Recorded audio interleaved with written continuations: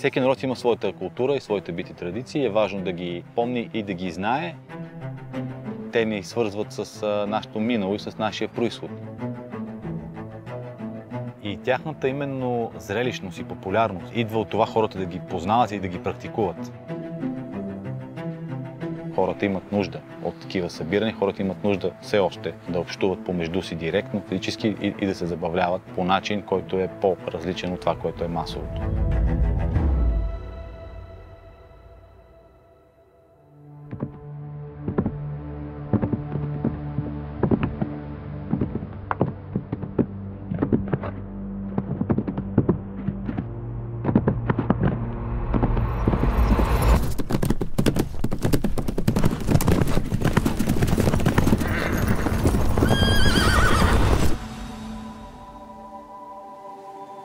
Народната кушия има традиционен характер. Кушията представлява сама по себе си преглед. Който се е грижил добре за животното, конят му е силен и го показва на кушията. Хората трябва да оценяват, че това са народни кушии. Нямат толкова състезателен и спортен характер, колкото да могат всички желаещи да се включат, да премерят сили, да надскочат себе си в тези кушии. Аз мисля, че това е най-важното.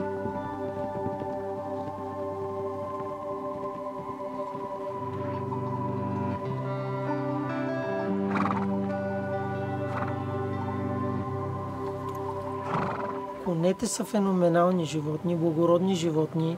Коня си има характер, както и човека. Всеки, независимо от възрастта, пола и годините си, може да се научи да язди.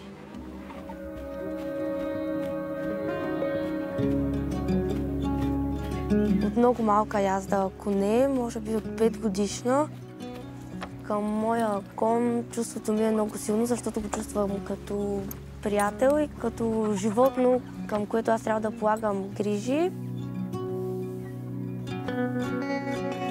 Аз не се състезавам, за да завърша на първо или на второ място. Аз се състезавам, защото ми доставя удоволствие. Вярвам, че традицията трябва да се съхранява и да се предава от поколение на поколение. Борис Самарджи, съм от село Бачево на 40 години. Днеска е празник на цялото село Тодоров ден.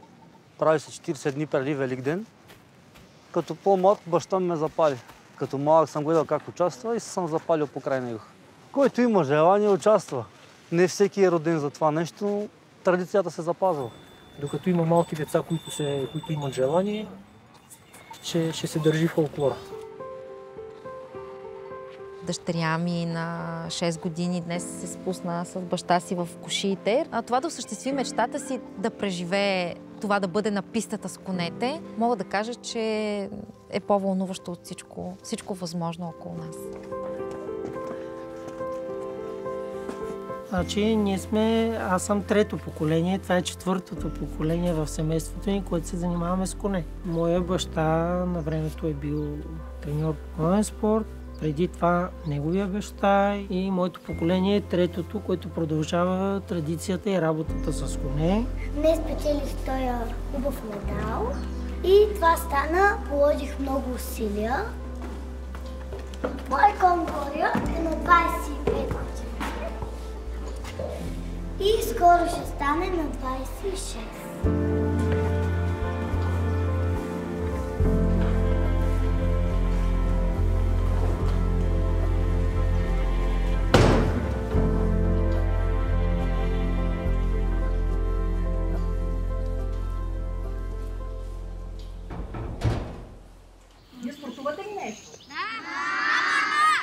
Играйте на отбор, искам да покажете най-доброто, да победите другия отбор. Така че усмичките и да се забавляваме, нали? Готови ли сте?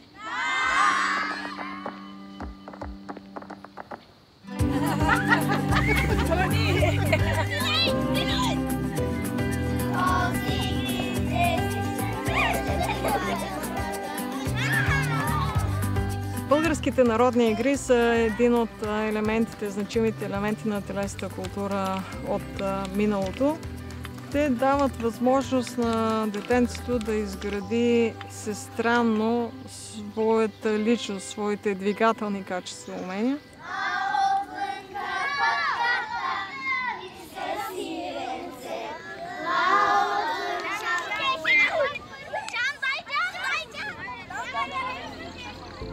Играта е нещо, в което има цел и забава, нали? Не е само победа. В много голям степен в народната култура те имат своята важна роля в израстването на децата и свързването на децата с бъдещите им отговорности и задължения. Всъщност това е богатството на нашите народни игри, че те имат и отборен характер, и индивидуален характер, и смесено може да се играят и отделно игри за момичета, и отделно за момчета. Игрите се предават от поколение на поколение, естествено както всеки елемент в народната култура, едното поколение обучава другото. Дърпането на въже, да речем, също е един от най-популярните и запазени до днес спортове, който е не само български, естествено практикува на много места.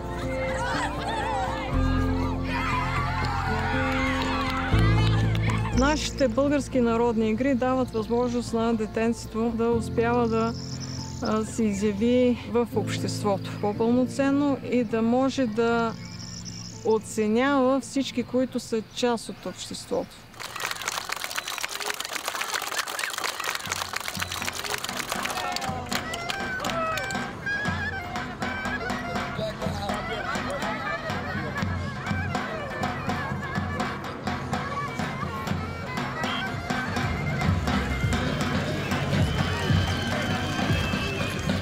Народната борба в своята същност също игра и затова и съществува в много народи. Тя обаче вече идеята е да се покаже сила, мъжество, да пребориш противника.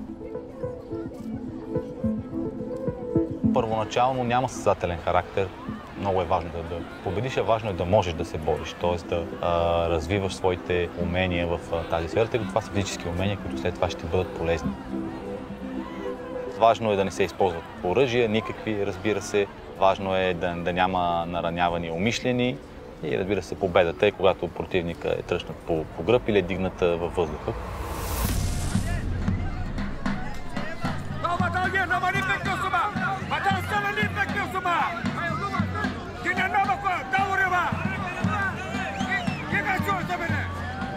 Първо съм почнал от народните борби от 5-6 годишен с братята ми, с баща ми. Традиции, при нас това е традиция на народните борби. Казвам се Георги Иванов, на 20 години съм, тренирам от повече от 15 години. Най-голямото ми постижение преди 2 месеца в Букурещ, европейско първенство от 23 години, станах европейски шампион. Тук се започва стъпките в големия олимпийски спорт. Ние да се почне от залата, да го вкара в залата, да видите, от тук е тръпката, тук като направи тая тръпка и той цял живот му седи вече.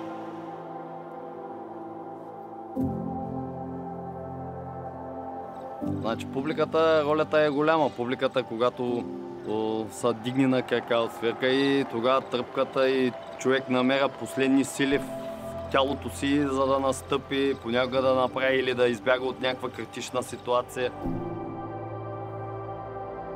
Борбата изначално е мъжка игра, мъжки спорт. Едва вече така, и то повсеместно, през 20 век започва да се практикува и от жени. България има сериозна традиция и в професионалната борба, и в народната, т.е. тя произлиза от народната, естествено. Но вече в периода след освобождението и по-късно борбите започват да се развиват като спорт и не случайно имаме дълги години и до ден днешен на сериозни успехи в борбата и нейните стилове. В близките 15 години не мисля да се отказвам, живот и здраве, да няма контузии и гоним Олимпиадата. Това ми е целта, това ми е мечтата, да взема медал от Олимпийски игри.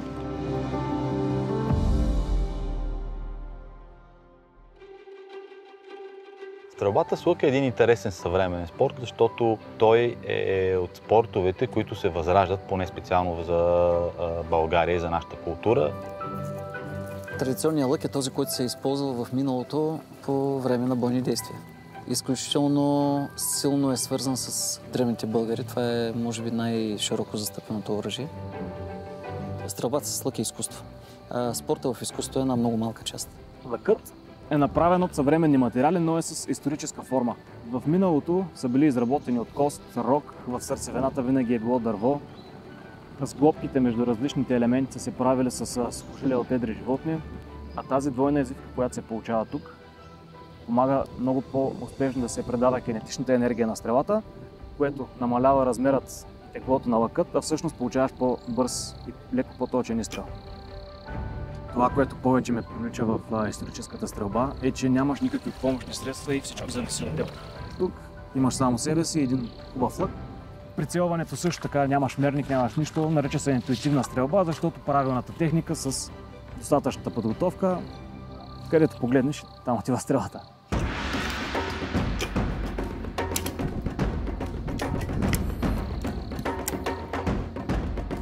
Има дисциплини, които се извършват от място, такива, които са от движение, в легнало положение, клекнало, седнало. Идеята е просто да бъдат в различна ситуация стрелците, за да могат да покажат различни умения.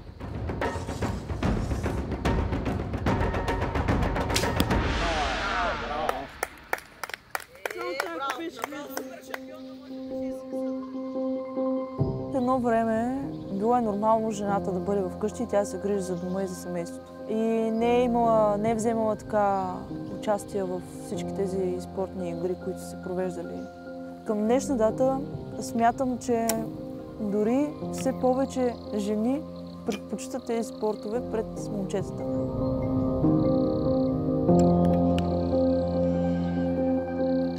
Като че ли жените в нашето време са по-борбени, отколкото мъжете. Ние това го наблюдаваме и при малките деца. Аз казвам Павел, на 12 години съм, от град Шумен и съм в 6-ти клас. За жалост останалите деца не проявяват интерес към стрелбата с лък и когато, например, им споделя, че ходя на някакво състезание, не се вълнува толкова. Голямо щастие е това, че тук има малки деца, защото това означава, че тия деца, освен чисто спортната страна на нещата, имат и така някаква дълбоко засегната струнка от това, че те са българи и носят кръвта на своите предци. В днешно време животът е прекалено лесен. Човек цял живот може да живее, без да осъзнае, че цял живот е бил страхливец. Историческите спортове са един доста добър портал към развиване на героизъм, безстрашие, все качества, които са изключително нужни в днешно време. Надявам се традиционната стрелба да не изчезне. Дори според мен тя тепърва се надига. От нас зависи да правим всичко възможно да има повече хора, които да се присъединяват към нас. И всъщност за мен за това е важно. Хората да помнят, да имат някакво самочувствие. Може би това ни липсва най-много.